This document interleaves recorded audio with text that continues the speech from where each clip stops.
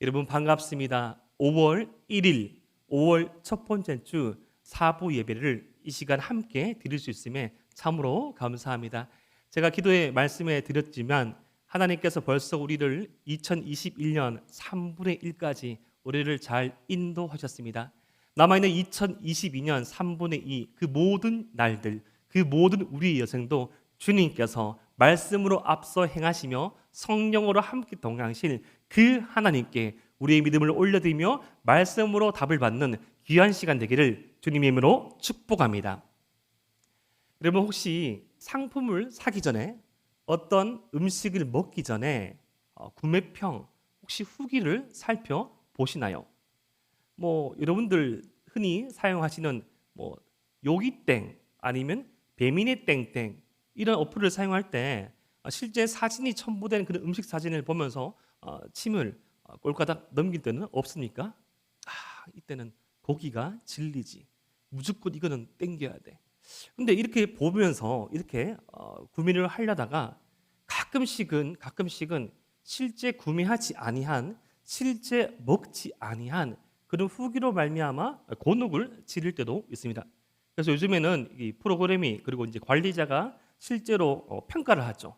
실제로 구매하고 그것을 올렸는지, 실제로 먹어보고 가보고 했는지 그것을 더 중요하게 여깁니다. 이 전과 후, before and after.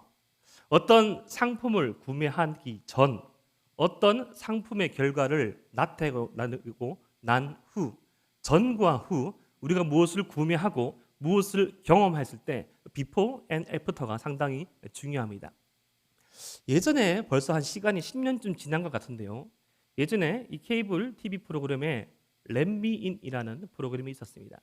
그것은 외형적으로 외모적으로 좀 다른 사람과 조금 다른 외모를 가지고 있어서 이 내면의 상처를 가지고 있던 그런 분들에게 전문적인 심리적 상담과 더불어서 이 성형수술, 이 마음을 치유하는 성형수술로서 그들의 외모를 바꿈으로써 새로운 인생의 출발을 하게 해준다라는 컨셉의 프로그램이었습니다. 사람의 외모로 모든 것을 말할 수 없지만 거기에 출연한 출연자 한 분 한 분들은 정말 자신이 가지고 있던 외모적 컴플렉스, 어떤 외형적인 특징 때문에 참으로 많은 상처를 입었고 그들이 가지고 있던 그 사연들을 잘 들어서 선출하여서 그런 이 장시간에 걸친 어떤 수술과 시술을 통해서 전 여자는 그런 모습으로 한층 더 건강해진 마음으로 이 출연자들 앞에 방청객들 앞에 등장했을 때 모두의 환호성을 박수를 받던 그런 모습들을 기억합니다. 이 전과 후 어떤 의료적인 수술의 도움을 받았을 때도 어떤 우리가 몸이 아파서 병원에 가서 의사의 처방을 받았을 때도 내게 필요한 물건을 구매하였을 때도 분명히 이 전과 후 변화가 있을 때 우리는 만족을 누리고 우리는 즐거움을 누리고 우리는 안정감을 누리지요. 다만 이것은 어떤 물건을 구매하고 우리가 어떤 수술을 받고 어떤 곳을 가는 그 경험에만 머무는 것이 아니라 우리의 삶에도 변화가 있을 때 우리의 신앙생활에도 주님을 만나기 전과 주님을 만난 후 before and after가 확실할 때 더욱더 우리의 신앙생활 가운데 즐거움, 이 생명력을 느낀다는 것입니다. 사람의 성장은 멈추지만 사람의 성숙은 멈추지 않습니다. 우리 신체적인 성장은 멈출 수 있지만 내면적인 이 영혼의 성숙은 멈추지 않는다는 것입니다.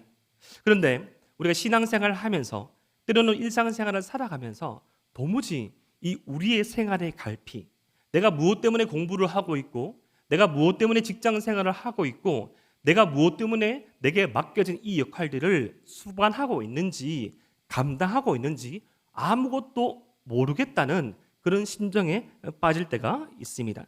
왜 공부했는지 모르겠습니다. 한 가지 특별한 목적이 있죠. 내 삶의 안정감을 취하기 위하여서. 왜 일하는지 모르겠습니다. 할 게 없으니까 내가 그냥 하는 일이니까 빨리 이 월급일이 돌아올 때만 이 월급만 당일날만 즐겁고 2시간이 지나서 카드사에서 다 가르쳐 갈 때 저의 이 마음은 더 공허해집니다. 모르겠습니다. 대학교 올라와 보니까 특별한 것도 없네요. 중간고사 치르고 나니까 이 코로나 일상이 다시금 바뀌니까 별다른 변화가 없는 것 같습니다. 모르겠습니다. 일상생활에 더 나아가 우리 신앙생활에 의미도 목적도 모를 때가 있다는 것입니다. 아무것도 모르겠어. 그냥 다람쥐 채바퀴처럼 굴러가는 반복되는 그 일상들, 그러한 경험들이 다만 우리만의 고민이 아니라 이 바울 사도가 사역하던 그 시대에도 있었음을 우리는 말씀을 통해서 살펴볼 수 있습니다. 우리 에베소서 4장 17절 말씀을 함께 한번 읽어 보겠습니다. 4장 17절 말씀 함께 읽습니다. 시작. 그러므로 내가 이것을 말하며 주 안에서 증언하노니 이제부터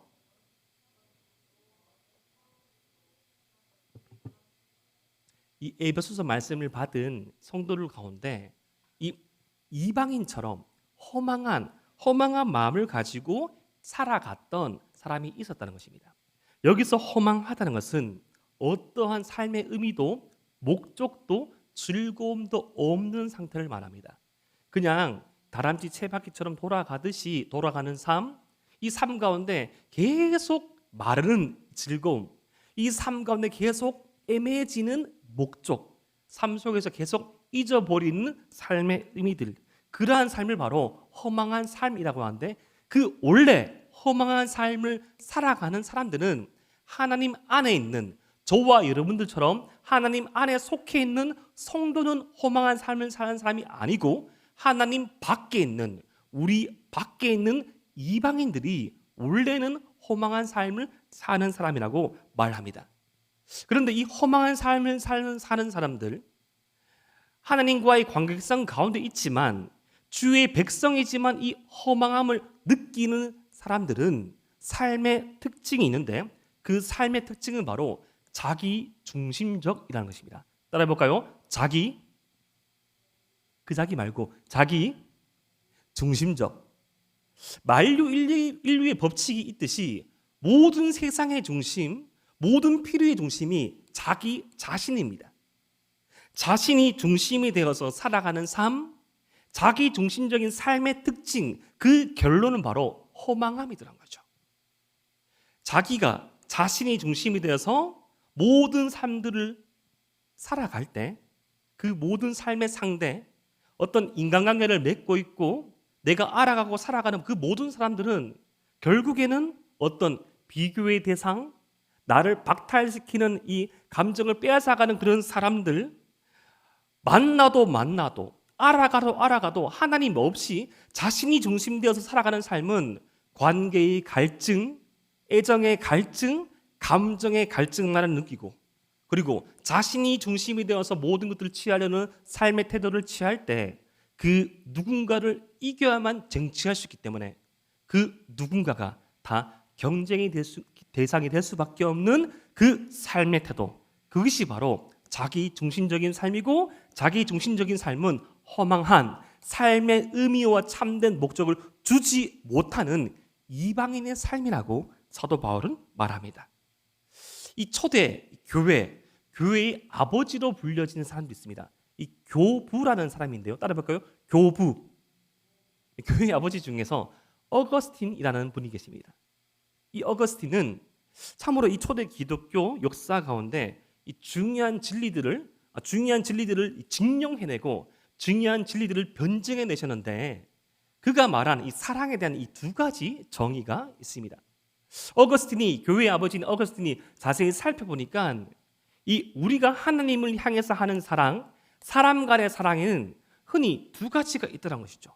첫 번째로 이 큐피티타스라는 사랑이 있는데, 이것은 좀 단순히 말한다면 욕망적인 사랑입니다.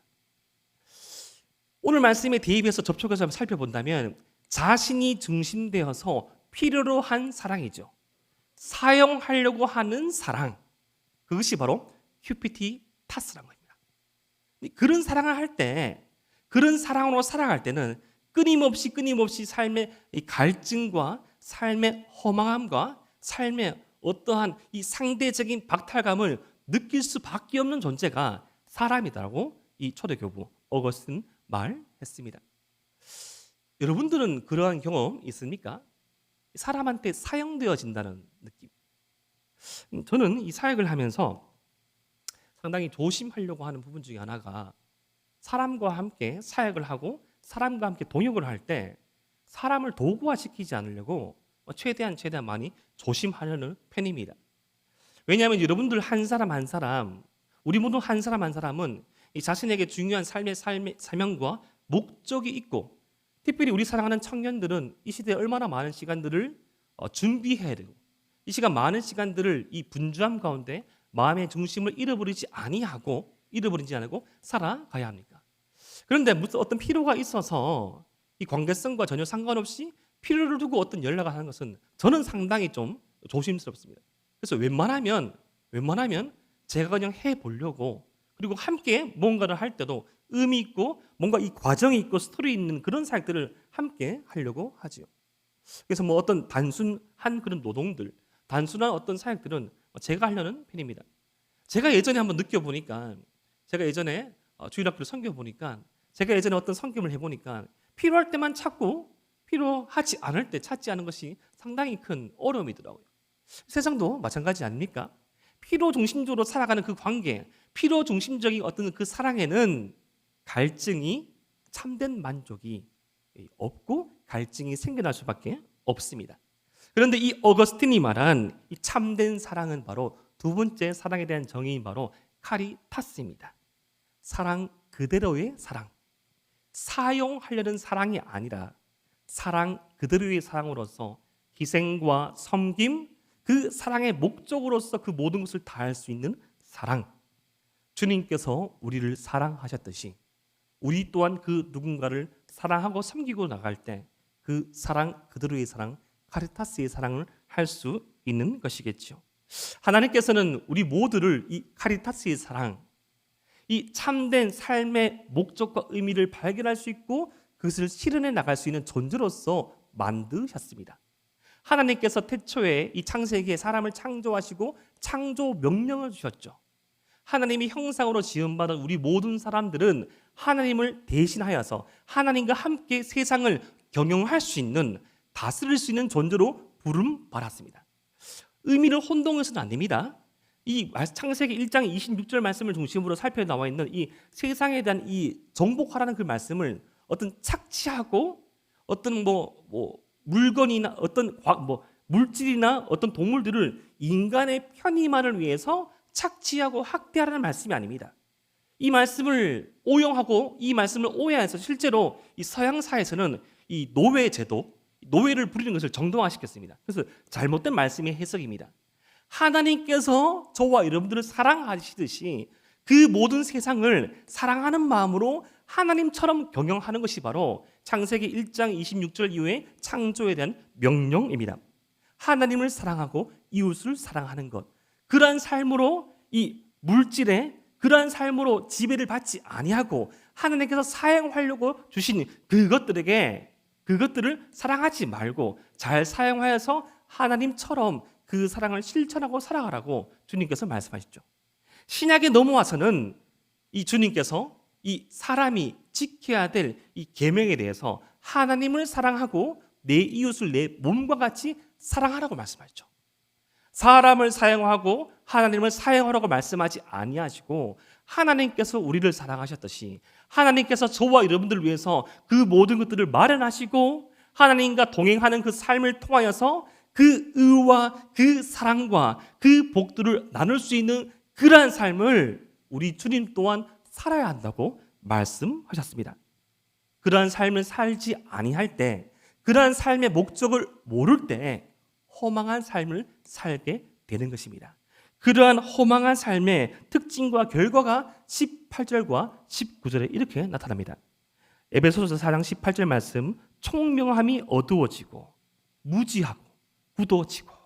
여러분, 여기서 총명은 어떤 지식을 의미하는 것이 아닙니다. 하나님을 이해하는 것, 사람을 이해하는 그 지혜가 사라진다는 것이죠. 무지한다는 것, 무식한다는 것이 아닙니다. 기본적인 상식, 기본적인 인간의 사람에 대한 공감 능력, 하나님과 교회를 향한 따스한 시선이 사라지는 것, 그리고 마지막에 굳어진다고 합니다. 딱딱해진다는 것이죠. 오늘이 5월 1일 어린이주일이죠. 혹시 오늘 교육부서 가운데 뭐 교육부서 어린이들한테 선물 해준 부서 많죠? 혹시 차력 같은 거 해줬습니까? 뭐 우리 교회는 수준이 높아 차력 선물해주지 않죠? 저는 예전에 차력 같은 거 선물 받은 적이 있거든요. 혹시 황토색 차력 압니까?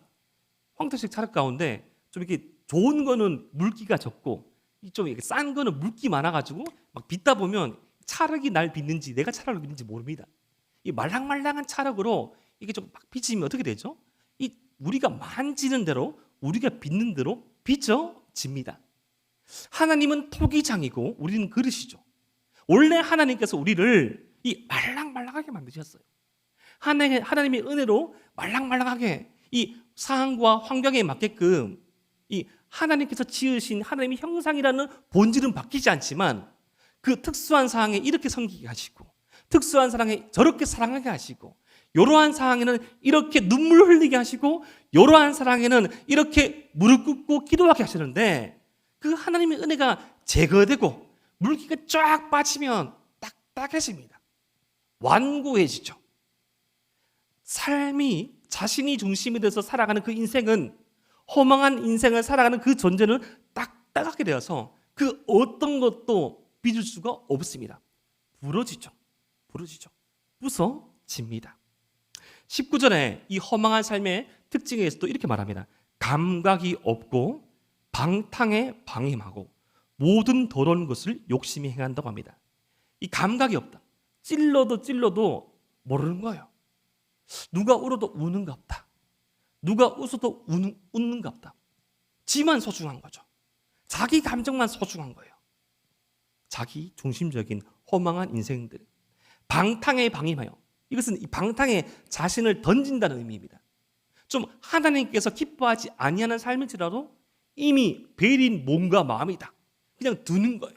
그냥 세상이 다 그렇지. 세상이 그렇게 다 살아가니까 방임하는 것입니다. 주님께서 기뻐하지 아니하는 언어 습관인데 이거 주님께서 내게 주신 은사다. 주님께서 내게 교회를 세우라고 주신 특별한 능력이다. 그런 거 없습니다. 그냥 자기가 통제하지 못할 뿐이죠. 그래서 모든 더러운 것을 욕심에 행하게 되는 그는 하나님의 형상이 아닌 그런 삶을 살아가게 되고 18절 말씀 보면 결국 하나님의 생명에서 떠나게 되는 삶이 바로 방탕한 삶, 허망한 삶, 자기 중심적인 삶이라고 말합니다.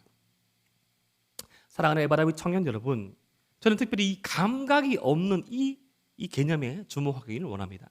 여러분, 감각이 없다는 거, 이것은 원어적인 의미에서는 부끄러움이 사라진다는 것입니다. 더 나아가서 이 부끄러움이 사라지고 부끄러워할 때 부끄러울 줄 모르고 부끄럽지 않아도 되는 부분에 부끄럽다는 것입니다. 부끄러움의 기준이 달라졌습니다. 혹시 여러분 아담과 하와가 제일 처음 범죄한 후 제일 처음 그 반응이 뭔 줄 압니까? 자신이 벗은 것을 깨닫게 되고 자신의 몸을 가리려고 하죠. 수치를 깨닫게 됩니다. 근데 원래 하나님께서 창조하신 아담과 하와는 그러한 수치를 경험할 수 없는 존재였습니다. 여러분 뭐 여기서 제가 뭐 말씀드린 게 뭐 누드가 좋다, 벗는 것이 좋다, 옷 입는 게 잘못됐다, 그것을 말씀드린 것이 아니라 원래 하나님께서 창조하신 하나님의 형상은 그 어떠한 사람의 시선에 의해서 수치를 못 느끼는 존재였어요. 그런데 죄를 저지르고 난 다음에 자신이 하나님의 자리에 앉으려고 한 순간 죄가 인간의 세상에 들어오고 난 다음에 처음 느낀 것이 바로 서로의 다름으로 인한 수치심을 느끼는 것이었습니다. 여러분, 아담과 하와의 이 자녀인 이 가인과 아벨 둘 사이에서 최초의 살인이 일어난 걸 아시죠? 여러분, 누가 누굴 죽였습니까? 가인이 아벨을 죽인 거 맞죠? 가인이 아벨을 왜 죽였습니까? 자신의 예배는 받아들이지 아니하고 동생의 예배가 받아들여지니까. 여러분, 어떻게 예배에서 비교와 경쟁을 느낍니까?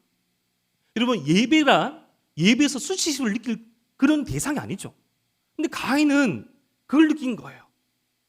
예배를 드리고 난 다음에 피 한 방울 섞이지 않은 남이 아니라 하나님을 알지 못한 이방인이 아니라 자신의 생명과 자신의 생활을 위협하는 적이 아니라 자신의 사랑하는 동생을 죽입니다. 부끄러워해야 할 것을 부끄러워하지 아니하고 이 부끄러움의 가치가 바뀌게 된 것이죠. 그러한 허망한 삶, 그러한 감각 없는 삶, 그러한 하나님을 인정하지 아니한 삶이 우리의 삶이 아니라고 사도 바울은 말합니다. 주님께서 고작 이러한 삶을 주시려고 주님께서 성도란 칭호가 붙여진 저와 여러분들에게 이러한 삶을 살라고 주신 것이 주님께서 주신 은혜가 아니라고 선포합니다. 에베소서 4장 20절 말씀, 오직 너희는 그리스도를 그같이 배우지 아니하였느니라. 주님께서 우리에게 주신 진리가 그렇지 않다는 거예요. 주님께서 저와 여러분들에게 허락하신 은혜가 그렇지 않다는 거예요. 그러한 삶, 허망한 삶, 의미 없고 목적 없고 즐거움 없는 그러한 삶이 주님께서 저와 여러분들에게 허락하신 삶의 의미가 아니라고, 우리는 새로워질 수 있다고 사도 바울은 주님은 말씀합니다. 그렇다면 어떻게 새로워질 수 있습니까? 먼저 22절 말씀 보니까, 에베소서 4장 22절 말씀 보니까 이렇게 말합니다. 옛사람을 벗어버리고, 마치 옷처럼 말하죠. 옛사람을 벗어버리고, 23절 심령이 새롭게 되어, 24절 새 사람을 입으라고 말합니다. 요 22절, 23절, 24절 말씀이 한데 붙어 있습니다.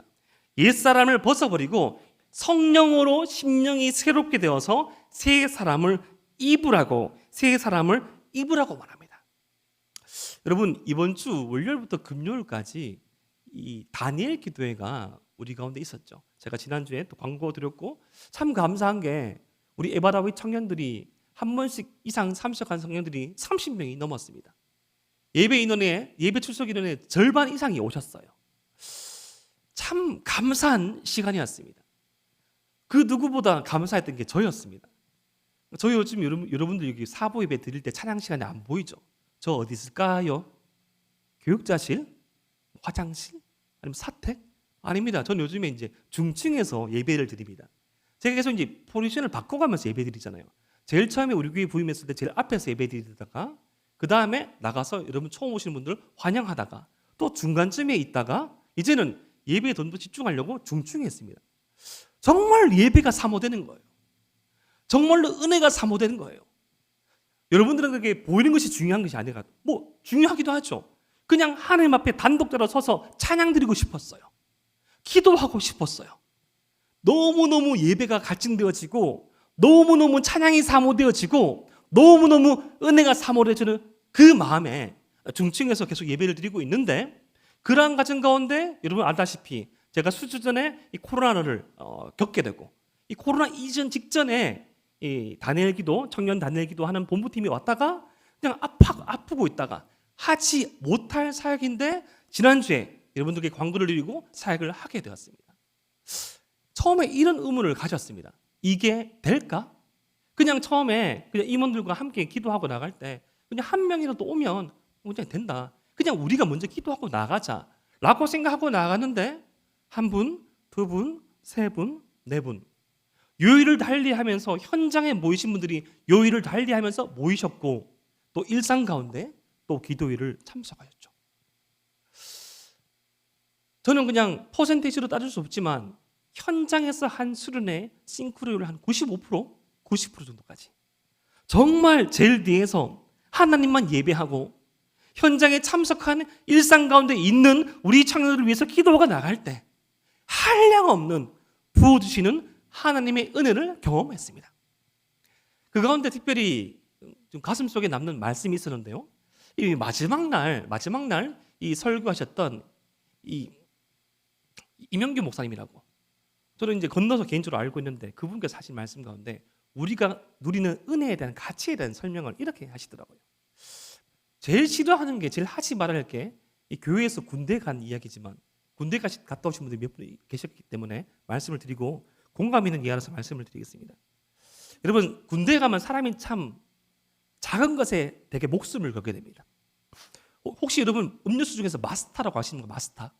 CU에 팔지 않은 마스타라는 음료수가 있는데, 그거 하나 더 먹겠다고 막 쌩 난리치고, 그거 하나 먹겠다고 하고, 뭐 양말 하나 새거 받겠다고 보급품 되게 많이 노력을 한다는 것이죠.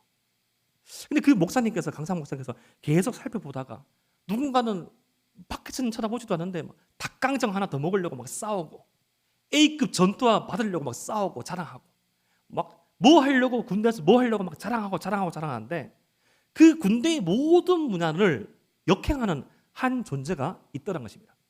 바로 말년병장이더란 것이죠. 그래, 니 많이 먹어라. 닭강정 니 많이 먹어라. 마스터 니 많이 먹어라. 건빵 니 많이 먹어라. 왜죠? 그 말년병장은 며칠 이후에는 싸제, 이제 나가서는 속옷도 케빈 클라인 입을 수 있고, 이제 음료수도 마스터가 아니라 게토레이 마실 수가 있고, 이제는 사복 입으면서 이제는 그냥 미용실 가서 머리 깎을 수 있으니까 더 머리 잘 깎는 이발병이 아니라 그냥 미용실 가면 되는 것이고, 이제는 다른 세상에 있다는 것을 알기 때문에 그러한 것에 집착하지 않고 작은 것들이 증폭되지 않는다고 말씀하시면서 우리가 누리는 은혜에 대해서 말씀을 하더라고요. 사랑하는 에바라위 청년 여러분, 하나님께서 우리에게 주신 은혜를 누린다는 것도 그러한 것입니다. 다른 차원의 삶을 사는 것이죠. 제가 예전에 한번 그러한 예화 드린 적이 있죠. C.S. 루이스의 책에 나온 예화인데, 어느 어머니의 뱃속에 쌍둥이가 있었습니다. 쌍둥이, 이 성별이라는 쌍둥이가 있었는데, 그 누나가 동생에게 이렇게 말했죠. 야, 얘야, 엄마 뱃속 그 다음 세상에 있단다. 남동생이 이렇게 말합니다. 아, 누나, 그런 게 어딨어. 엄마 뱃속이 최고지. 양수 따뜻한 엄마 뱃속이 최고지. 자궁이 최고지. 라고 말하는데 점점 자신의 몸도 커져가게 되고 이 집이 좁게 되게 되면서 자신의 의지와는 상관없이 어떤 이 엄마의 집이 문이 열리게 되고, 으아, 죽을 것 같다. 으아, 죽을 것 같다 하고 나가는데, 또 다른 세상, 엄마 뱃속의 세상이 열리듯이 이 땅에서의 삶, 그 다음의 삶, 내세의 삶이 있다는 것에 대해서 우리는 인지하고 살아가야 한다고 말씀드렸죠. 사랑하는 에바라위 청년 여러분, 우리는 허망한 삶, 옛사람을 잊고 가는 그 정도의 삶의 차원에서 멈출 수가 없습니다. 우리는 성령으로 말미암아 새로운 삶, 새 사람을 입은 삶을 살아갈 수 있는데, 그 모든 새 사람을 입고 성령으로 출발하게 되는 그 시작점이 21절 말씀입니다. 우리 에베소서 4장 21절 말씀을 함께 한번 읽어 보겠습니다. 시작. 진리가 예수 안에 있는 것 같이 너희가 참으로 그에게서 듣고 또한 그 안에서 가르침을 받았을진대. 한글 성경으로 보면 요 21절과 22절, 24절까지 말씀이 상관없는 것처럼 보이지만, 원문에는 21절 말씀이 그 나머지 모든 말씀을 이끌어가는 이 목적성을 가지고 있습니다. 예수 안에 있는 그 진리가 옛사람을 벗어버리게 하고, 예수 안에 있는 그 진리로 말미암아 성령의 우리와 함께 하셔서 심령이 새롭게 되고, 예수 안에 있는 진리가 우리를 옛사람을 벗어버리게 하고 성령으로 충만하게 하고 새 사람을 있게 한다는 것. 그런데 여기서 우리가 어떤 일을 하는 주도성은 좀 결여되어져 있습니다. 저는 요즘에는 좀 여러분 덜하지만, 저는 원래 이 축구를 되게 많이 좋아하고 즐겨했었습니다. 저는 신학대학원에 가서 전원사님끼리 싸우는 거 보고 대해서 축구는 열심히 안 하거든요. 나도 축구 열심히 하다가 싸우겠다 싶어가지고 안 하는데, 열심히 안 하는데, 한참 축구를 열심히 할 때, 고등학교 때 양 무릎이 성할 날이 없었습니다. 저는 그래서 또 신천동에는 청고등학교 나와서, 청고등학교는 교기가 축구거든요. 여러분 혹시 박지웅 압니까? 현준하는 레전드인데, 그런 사람도 나오고 정말 열심히 축구했어요. 근데 정말 열심히 축구하는데 많이 넘어지기도 하죠. 이 모래바닥에 넘어지니까 한 번은 왼쪽 무릎이 이 돌에 찍혀가지고 살이 파이는데 하얀 연골이 나오기까지 이마에 파였습니다. 이마에 파여가지고 막 이 위에 두꺼운 거 막 하고, 두꺼운 거 이게 거지 되고 난 다음에 너무 열심히 막 축구, 혼자 막 축구 하다가 잘 못하죠. 넘어지니까. 넘어져가지고 오른쪽 무릎도 파여가지고 또 이마에 파였습니다. 자꾸 내 몸이 아픈 게 싫은 게 아니라 무릎이 파여가지고 새살이 안 돌아가니까 내 마음대로 플레이를 못하니까 되게 막 성질을 나더라고요. 그래서 진짜 그렇게 하지 말아야 되는데, 정말 그렇게 하지 말아야 되는데, 이 새 살이 올라올 때까지 참지 못하고 자꾸 이 딱지를 막 떼어내려고 했습니다. 딱지를 떼어내면 어떻게 됩니까? 아직 이게 새살이 타오르지 못하면 아직 막 이렇게 물이 흐르면서 막 반짝반짝한 아주 아픈 살이 막 나오죠. 그래가지고 다시 병원에 가서 거짓말하고 하다가 한날은 선생님한테 호되게 혼났습니다. 아니 학생, 그때는 자주 가는 거기 병원에 와서 야이 한수가 정신 차려라 하면서 새살이 돋아나야지 딱지를 뜯어내지. 새 딱지 뜯어낸다고 새살 돋지 않는다고. 제발 좀 기다리라고. 새살이 차오르면 자연스럽게 딱지가 뜯어나게 된다고. 여러분, 오늘 말씀에 나와 있는 새 사람을 입으라는 것도 그런 겁니다. 내가 무언가를 해가지고 새 사람의 옷을 입을 수 있는 것이 아니라 예수로서의 진리가 이끄는 그 삶으로 말미암아 우리 안에 거하게 되고 우리의 삶을 충만하게 되는 성령의 충만으로 말미암아 내 속에서 목마르지 않는 영원한 생수가 일어나서 이제는 옛사람의 삶의 스타일이 시시하고 이제는 옛사람의 정욕이 시시하고 이제는 옛사람의 나의 그 아주 작은 그 마음이 시시해져 버려가지고 밀어내게 되는 마치 새살이 올라와서 딱지를 뜯은 듯이 오르게 되는 나비가 멋있는 날개질을 하기 전에 애벌레의 그 껍질을 벗어내는 것 같은 그런 모습이 우리 가운데 있다고 말씀하는 거예요. 우리는 너무나 많은 것들에 마음이 끼워지고 너무나 많은 행동과 너무나 많은 삶의 과정 가운데 마치 끼워져 있는 컵과 같은 존재입니다. 그 컵을 다시금 붙이고 해도 붙여지지 않는 존재가 우리인데 이 끼어져 버린 컵과 같은 우리 가운데 어떻게 하나님의 은혜를 담아둘 수 있을까요? 깨진 컵과 같은 우리 심령에 주의 성령의 물을 부어도 쫄쫄쫄쫄쫄쫄 다 흘러가겠죠. 방법이 있습니다. 방법이 있어요. 깨진 컵과 같은 우리 인생이 주의 은혜의 강물에 주의 성령의 바다에 던져지는 것입니다. 그 은혜의 불에 그 은혜의 바다에 우리가 침잠되어지면 우리 안에 주의 은혜가 담겨지게 되는 것이죠. 이런 차오름, 이런 충만함, 그것은 바로 진리가 이끄는 그 삶으로 말미암아 가능하다는 것이죠.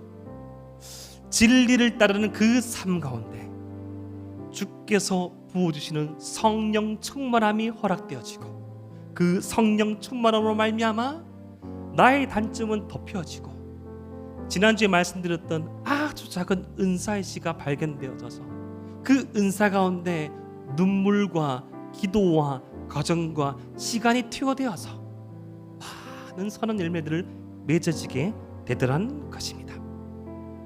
오늘 이 말씀을 통하여서 우리의 삶을 함께 살펴보길 소망합니다. 여러분들 꿈꾸시는 그런 삶의 열매 무엇입니까? 여러분들이 발견하기 원하시는 삶의 목적 무엇입니까? 왜 살아야 할지, 도무지 우리 삶 가운데 즐거움과 충만함이 없다면 주님 앞에 질문할 수 있고요, 주님 안에 해결할 수 있습니다. 주님, 나의 삶을 진리로 채워주시고 내 의지를 다하여서 삶의 은혜를 묻게 하여 주시옵소서. 우리가 새 사람을 입을 때, 우리가 그 새 사람을 살아갈 때 저와 여러분들의 삶을 통하여서 또 다른 누군가가 주님을 바라보게 될 것입니다. 2010년 우리나라에서 개봉한 많은 사람들이 보지 못한 영화 가운데 울지마 톤주라는 영화가 있습니다. 이 가톨릭의 이태석 신부님이 이 내전의 위협이 숭행하던 이 남아프리카 이 수단에서 사역하신 그런 사역의 모습을 담았는데 그 신부님은 돌아가셨어요. 한센시 병을 앓고 있는 그 마을에 들어가셔가지고 아무런 이유도 없고 아무런 굳이 그렇게 해야 될 그런 이유는 없었지만 주님께서 보이신 그 사랑을 쫓아가지고 삶을 다 들여가지고 그 한센시 병을 앓고 있던 그 마을의 주민들을 고쳐주고 섬기시다가 본인 또한 병에 감염되셔가지고 돌아가셨습니다. 그때 그 영화에 보면 인터뷰를 합니다. 그 아이들한테 장래 희망이 무엇입니까? 이태석 신부님 같은 의사가 되고 싶습니다. 장래 희망이 무엇입니까? 이태석 신부님 같은 의사가 되고 싶습니다. 10년이 지났습니다. 2010년 7월 그 울지마 턴주를 만든 그 감독님께서 다시금 두 번째 후속편의 영화를 찍습니다. 그곳에 가서 바로 부활이라는 영화였습니다.